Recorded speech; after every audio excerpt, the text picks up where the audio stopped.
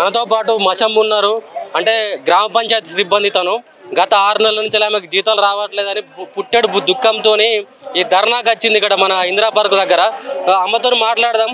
అమ్మ, ఏమైంది అసలు? ఎన్ని నెలల నుంచి మీకు జీతాలు వస్తలేవు? మూడో నెల ఇది. మూడో నెల మా తెలకపల్లి గ్రామ పంచాయతీ. మరి ఎట్లా కడుతుంది ఇల్లు జీతాలు రాకపోతే? ఇంకెట్లా కడుతుంచినా ఏమన్నా అంటే ఇంకా బంద్ చేసుకోరు. మరి మేమేం చేస్తాం? మేము వేసి ఇచ్చినాం కదా జీతాలు, రాంది మేమేం చేస్తాం, మీరు బంద్ చేసుకోరు, బంద్ చేసుకుంటే బంద్ చేసుకోరు అని అంటుండ్రు సారు. అయ్యో సారు అంటుండు పంచాయత్ సెక్రటరు.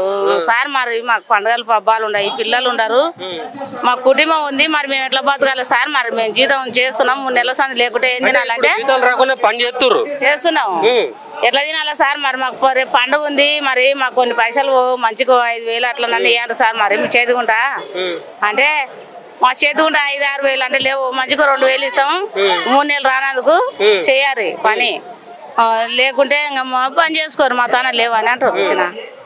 మా పరిస్థితి అది. ఇంకా మరి ఎట్లా అంటే జీతాలు లేవు, ఇటు అధికారులు చక్కగా చెప్తలేరు, మరి మీ బాధ ఎవరికి చెప్పుకుంటారు అసలు? మా బాధ ఇంకెవరికి చెప్పుకుందాం? ఎవరు లేకనే ఇంత దూరం వచ్చినాము.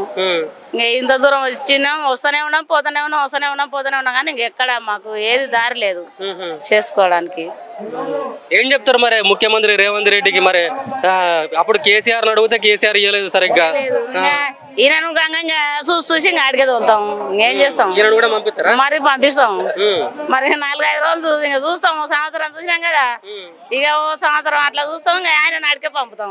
ఇప్పుడు వచ్చేదాంట్లో పంచాయతీ ఇప్పుడు ఎలక్షన్లు ఉన్నాయి కదా, దాంట్లో గంగా చేయబోతే జీతాలు వస్తలేవు కదా, మరి పని బంద్ చేయరా మీరు? పని బంద్ చేస్తామంటే వస్తాయి చెయ్యారు అని అంటారు వాళ్ళు. పంచాయతీ సెక్రటరీలకు ఏం మంచిగా నెలకి వేస్తుండు, మాకేం 4 నెలలకు 5 నెలలకు ఒకసారి మాకేస్తుండ్రు జీతాలు, అట్లా వేస్తుండ్రు. ఇంకా గేమ్లు ఆడుతున్నాం వీళ్ళ నాలను, ఇంకేమన్నా అంటే చేస్తారు అక్క చేయండి, వస్తాయి జీతాలు, చేయన కష్టం వెళ్ళిపోతా అని చెప్తారు. ఇప్పుడు మీరు పని చేస్తారు కదా గ్రామ పంచాయతీ పని చేసేటప్పుడు మిమ్మల్ని ఎవరైనా ఇబ్బంది పెడతారా?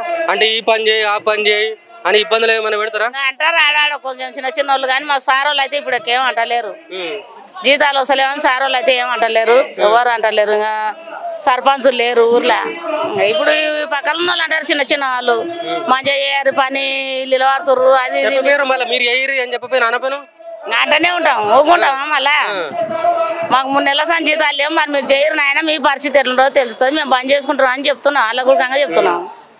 ఇంకా ఇక మా పరిస్థితి అయితే ఇంక ఇదే. ఇంకా నాకు మేము 10 నారకల్ జిల్లా, మాకు 5 నెలల జిల్లాలు రాక 10 నెలల 5 కేసాను అన్నారు.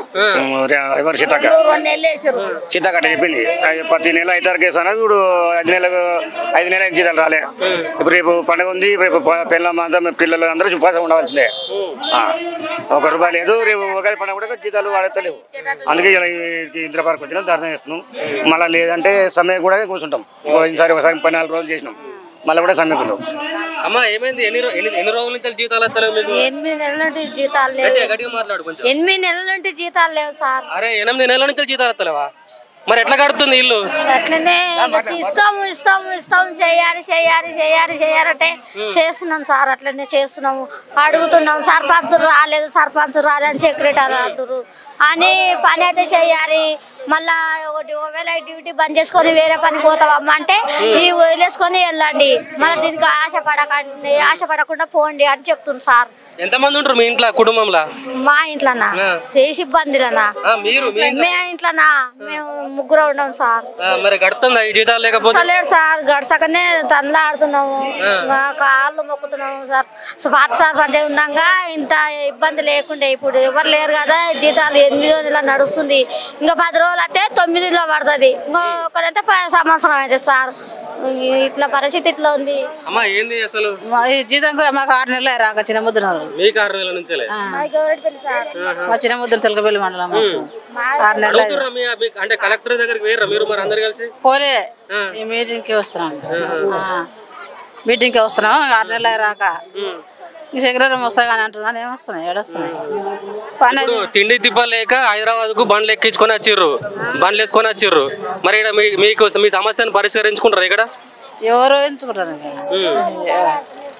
వచ్చిన ఎండకు గల్లీలు పంపించుకొని ఏం చేస్తాం, వచ్చిన ఆయన ఏం చేస్తాం.